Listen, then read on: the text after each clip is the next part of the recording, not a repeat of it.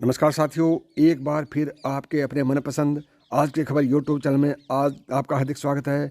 दोस्तों, आज मैं आपके लिए दो बड़ी अपडेट लेकर आया हूं। पहली अपडेट है, बिहार में महागठबंधन सरकार को लगा बड़ा झटका।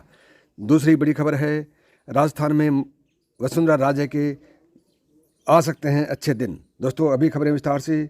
बिहार में महागठबंधन सरकार को झटका। आरजेडी को छोड़ विधानसभा चुनाव में जेडीयू का साथ देने वाला यह नेता बीजेपी में हुआ शामिल। बीजेपी के प्रदेश अध्यक्ष संजय जायसवाल ने पार्टी में शामिल कराया है। पीएम मोदी से प्रभावित होकर 2020 में इन नेताओं ने जेडीयू प्रत्याशी का साथ दिया था।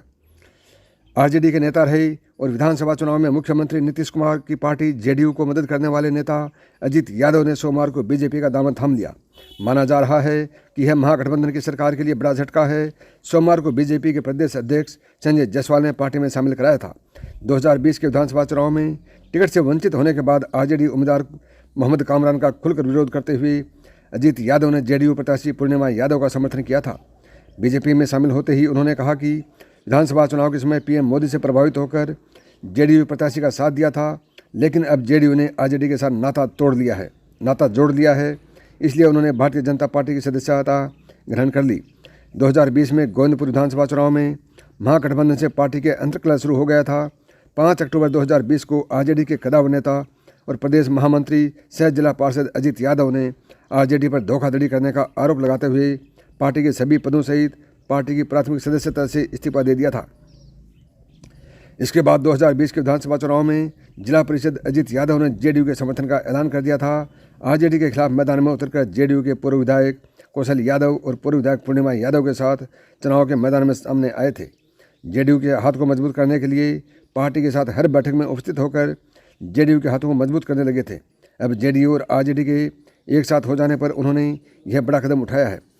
दोस्तों, अभी दूसरा बड़ा समाचार, राजस्थान में अमित शाह के 3 फार्मूले, वसुंधरा राजे के भी लौट सकते हैं दिन। अशोक गहलोत से निपटने का प्लान बनाया तैयार।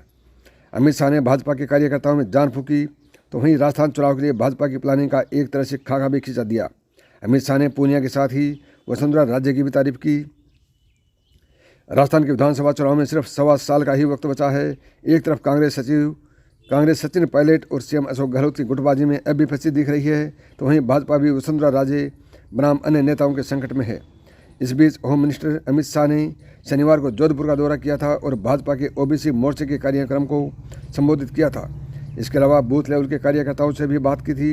इन संबोधनों में अमित शाह ने भाजपा के कार्यकर्ताओं में जान फूकी, तो वहीं राजस्थान चुनाव के लिए भाजपा की प्लानिंग का एक तरह से खाका भी खींच दिया। अमित शाह ने इस दौरान प्रदेश अध्यक्ष सतीश पूनिया की बूथ लेवल तक संगठन मजबूत करने के लिए तारीफ की। इसके अलावा उन्होंने वसुंधरा राजे के सीएम कार्यकाल के दौरान हुए कामों की भी तारीफ की। इस तरह अमित शाह ने दोनों नेताओं के बीच बैलेंस भी बनाया और यह भी संदेश दिया कि किसी एक नेता के नेतृत्व में ही चुनाव नहीं लड़ा जाएगा।